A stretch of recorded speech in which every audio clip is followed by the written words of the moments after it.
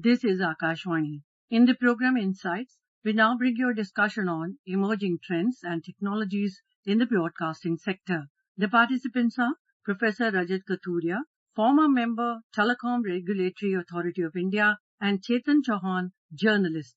In the 8th edition of Indian Mobile Congress, TRAI held a seminar on immersive technologies, new technologies in the broadcast sector. Professor Rajat Kathuria with us. Can you tell us more about these new technologies like immersive technologies, D2M, 5G broadband? What happens with 5G broadband is that you can do data transfer incredible speeds. So whatever you could do with other technologies, you could do much faster. In addition to the capabilities of speed, what happens with immersive technologies is that, so it goes beyond virtual reality. You're able to experience reality in a different sort of way, which is as close to the real world as possible. So you feel you're inside. Let's say if you're playing a game, you feel that you're inside the game. You're actually interacting and it's happening in front of you. And this is made possible because the capabilities, the speed of the chips, the capabilities of the technology have become so advanced, have progressed so rapidly that these are technologies that will completely revolutionize broadcasting as we know it. I remember, I just take you a little sort of back when we used to have Doordarshan and television, and you would wait for almost a week to watch your favorite program. Suppose you wanted to watch a movie, it would come only on a particular day, on a Sunday evening, or you wanted to watch Chitrahar, it would come on a special day of the week. And then we started getting these private channels, which broadcast movies 24/7, but yet you would be subject to watching the films that were available. You couldn't do it. And at that time, we were talking of technologies like video on demand.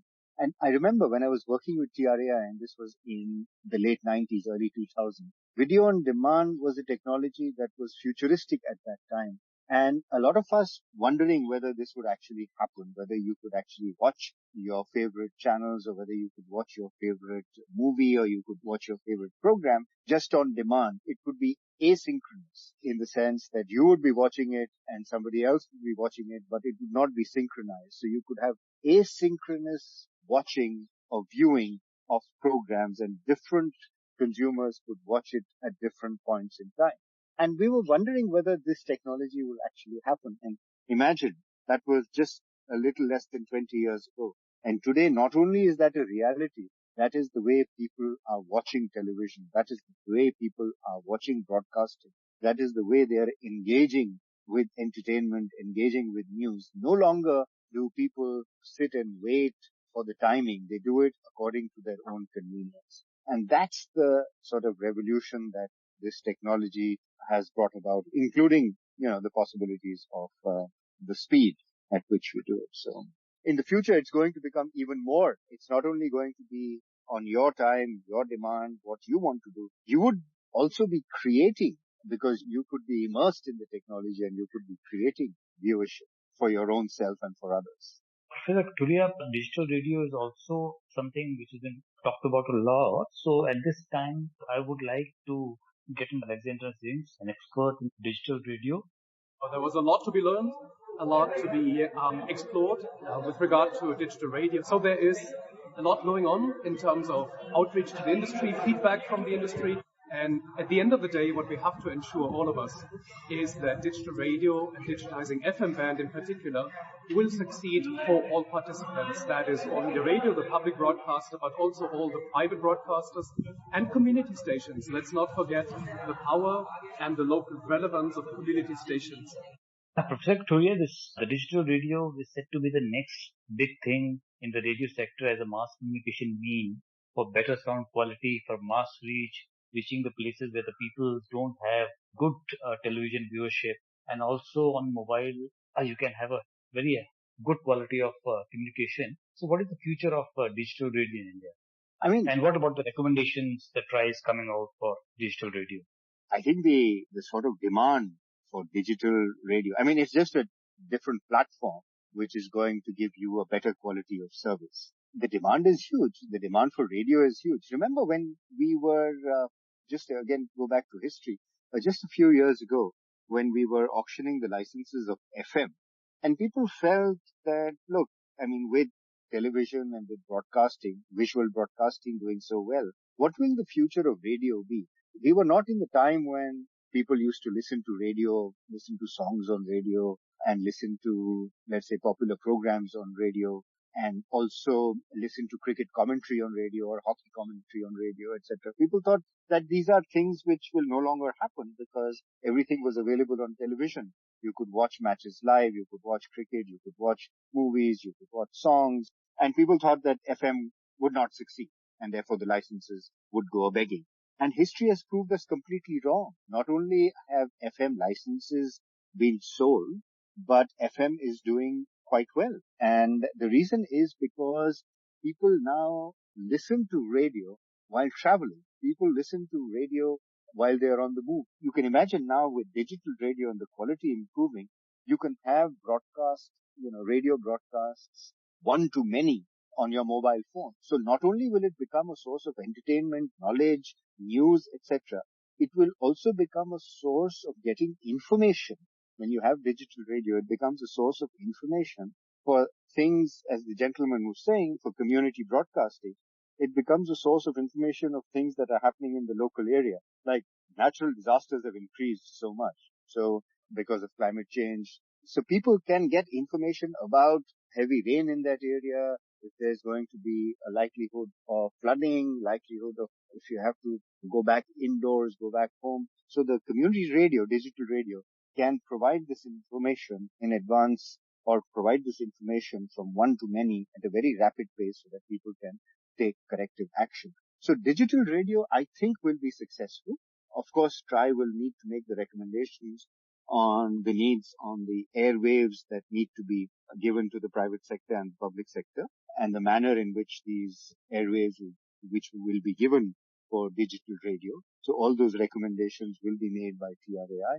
Necessarily, of course, also who is going to be the licensees, what are the conditions for the licensees, all that TRAI is well versed to do that because it's been doing that for the telecom sector for such a long time and also for the broadcasting sector. But I think there is a future of digital radio, and the fact that there is a huge population in India that is underserved, which is now beginning to be served because internet penetration is going up and smartphone penetration is going up. So you don't need a radio anymore. Your smartphone would be fine, would work just fine for digital radio.